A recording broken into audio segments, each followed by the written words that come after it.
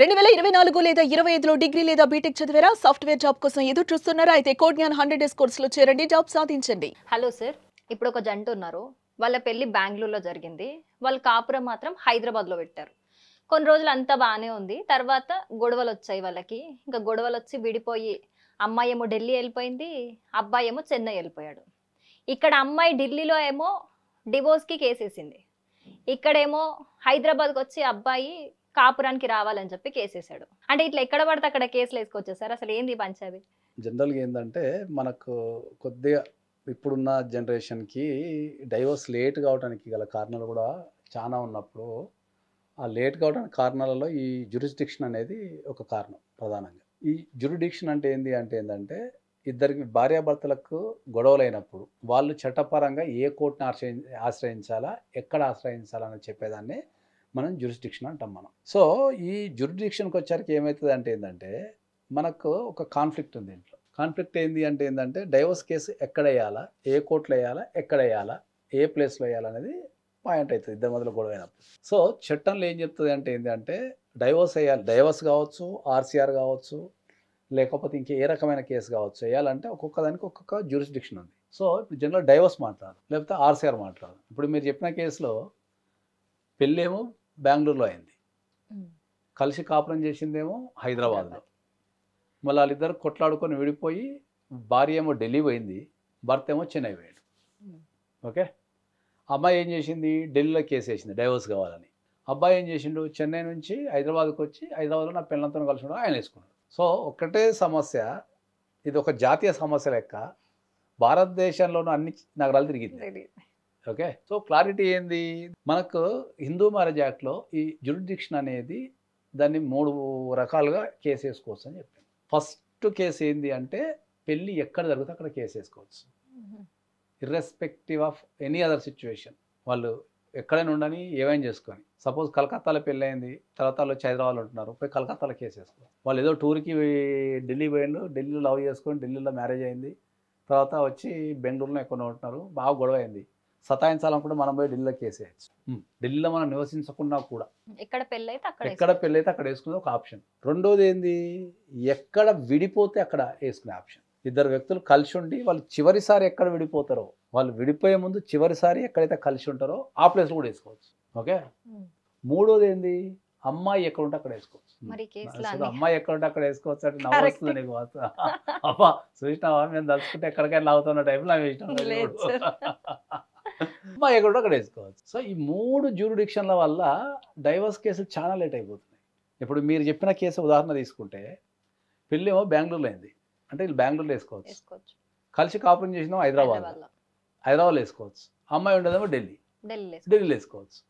ఇప్పుడు మీరు చెప్పిన కేసులు ఏంది, అమ్మాయి ఢిల్లీలో ఉంటున్నా కాబట్టి అమ్మాయిని ఏడి తిరగలేను కాబట్టి అమ్మాయి ఏం చేసింది, మంచిగా ఢిల్లీలో కూర్చొని కేసు వేసింది. అబ్బాయి ఏం చేసిండు, అమ్మ నువ్వు ఢిల్లీలో కూర్చొని కేసేస్తావా, నీ సంగతి చెప్తావని చెప్పేసి చెన్నై నుంచి హైదరాబాద్కి వచ్చి హైదరాబాద్లో కేసేసి నిన్ను హైదరాబాద్ రప్పిస్తా అని చెప్పేసి. ఓకే, నన్ను ఢిల్లీ రప్పిస్తున్నావు, నేను హైదరాబాద్ రప్పిస్తా అని చెప్పి. ఇంకా అదృష్టం బాగుంది, ఇంకా బెంగళూరు పోలే. ఇంకా జ్యూరిడిక్షన్ అనేది మనకు 3 రకాలుగా కేసు వేసుకోవడం వల్ల ఇట్లాంటి సమస్యలు ఉత్పన్నమయ్యి కేసులు చాలా ప్రొలాంగ్ కావటం.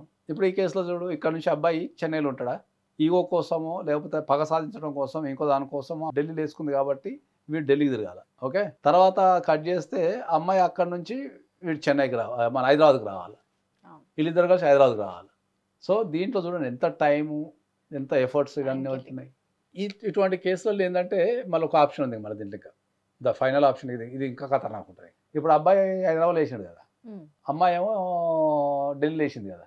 ఇప్పుడు అమ్మాయి కేసు ట్రాన్స్ఫర్ చేసుకోవచ్చు, హైదరాబాద్ కేసు ఢిల్లీకి ట్రాన్స్ఫర్ చేసుకోవచ్చు. మళ్ళీ మీరు ఒకసారి గట్టిగా నవ్వాలి, ఎందుకంటే ఓన్లీ అమ్మాయిలకి ఆప్షన్ ఉంటుంది.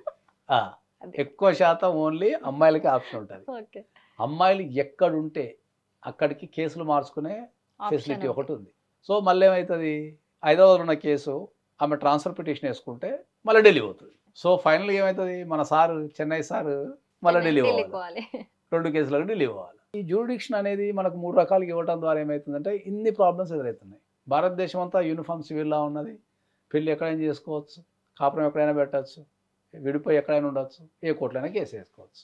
దీనివల్ల ఏమవుతుందంటే ఇప్పుడు దీనివల్ల మనకు చాలా ఇబ్బందులు ఎదురైపోయి ఈ కేసులు ఎక్కడ ట్రాన్స్ఫర్ కావాలి, అక్కడ కేసు ఇటు రావాలా, ట్రావెలింగ్ చేయాలి, దీనివల్ల చాలా ఇబ్బందులు ఎదురవుతున్నాయి మనకు. కాబట్టి ఇంతకుముందు నన్ను చాలామంది క్వశ్చన్ అడుగుతారు, అబ్బాయిలు మీరు అడిగిన ఇంతకుముందు మంచిగా వేరు చూడు, అమ్మాయి దగ్గరికి ట్రాన్స్ఫర్ అవుతాను కానీ నవ్వదు నవ్వు వస్తుంది కదా. చాలామంది నన్ను అబ్బాయిలు ఏం క్వశ్చన్ అడిగింది ఏంటంటే, సార్ ఇది ఎక్కడ న్యాయం సార్, ఇప్పుడు అమ్మాయి ఎక్కడుంటే అక్కడ వేసుకుంటే ఇప్పుడు నేను ఢిల్లీ ఎట్లా పోవాలి సార్, మరి నాకేం రైట్స్ లేవా సార్ అని చెప్పేసి క్వశ్చన్ వేస్తున్నారు అందరు వచ్చిన అబ్బాయిలంతా. ఇప్పుడు మనకు ఇప్పుడు ఈ కేసు కాకుండా మనకి ఇప్పుడు మనం తెలంగాణ తీసుకున్నాం అనుకో, పెళ్ళి అయితే ఎక్కువ హైదరాబాద్ ఉంటారు కదా జనరల్గా, అంటే జాబ్ చేసేటోళ్ళు ఐటీ ఎంప్లాయీస్ అంతా హైదరాబాద్ ఉంటారు. గొడవ కాగానే ఆమె గోదావరికనికో వరంగల్కో లేకపోతే అక్కడ ఆదిలాబాద్కో వెళ్ళిపోయి ఉంటుంది, అది తెలియదు, వెళ్ళిపోయి అక్కడ కేసులు వేస్తుంది. వేయంగానే ఇక మనోడు ఇక్కడ నుంచి ఊర్లు తిరుగుతుంటాడు, రోడ్డు ఎగ్గులు తిరుగుతుంటాడు.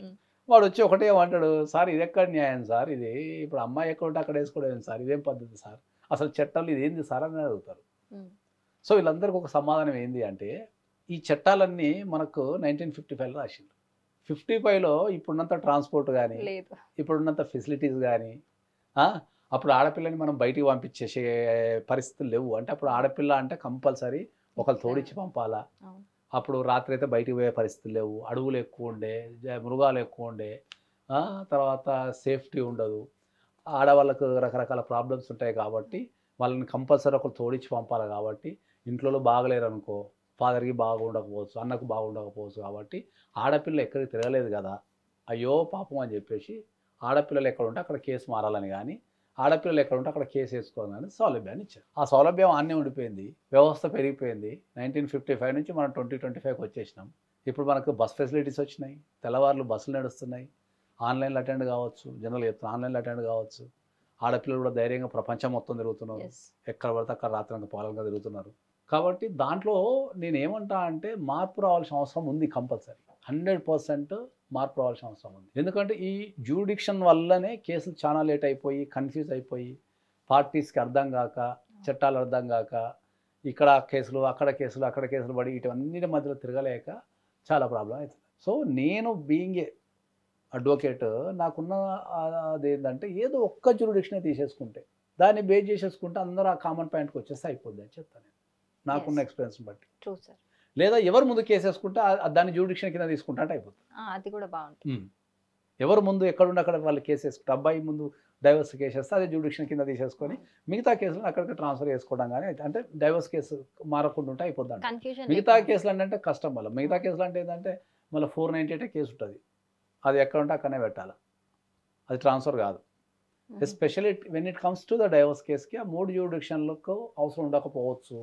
అంటే కొన్ని కేసులు ట్రాన్స్ఫర్ చేయలేం, 498 ట్రాన్స్ఫర్ చేయలేము. 498 అనేది పర్టికులర్ పోలీస్ స్టేషన్ సంబంధించింది, అక్కడ అఫెన్స్ జరిగినట్టు ఉంటే ఆ అఫెన్స్ ప్రకారమే వాళ్ళు రిజిస్టర్ చేస్తారు, దాన్ని ట్రాన్స్ఫర్ చేయకుండా. కాబట్టి మనం ఈ విషయాలని జాగ్రత్తగా గమనించుకొని ఒక డైవర్స్ కేసు వేసే ముందు జ్యూరిడిక్షన్ అనేది ప్రధాన పాత్ర వహిస్తుంది. కాబట్టి దాన్ని కరెక్ట్ తీసుకొని వేసుకుంటే, అంటే ఎగ్జాక్ట్లీ దానికి స్ట్రాటజీ గీసుకొని ఇది ఎక్కడ వేస్తే ట్రాన్స్ఫర్ కాకుండా ఉంటుంది, ఎటువంటి సందర్భాలలో మనం కరెక్ట్ జ్యూరిడిక్షన్ తీసుకుంటే తొందరగా అయిపోతుంది అనే దాన్ని గమనించి బేరీజ్ వేసుకొని దాని ప్రకారం వేస్తే మీకు డైవర్స్ అనేది తొందరగా జడ్జిమెంట్ వచ్చే అవకాశం ఉంటుంది. Thank you sir.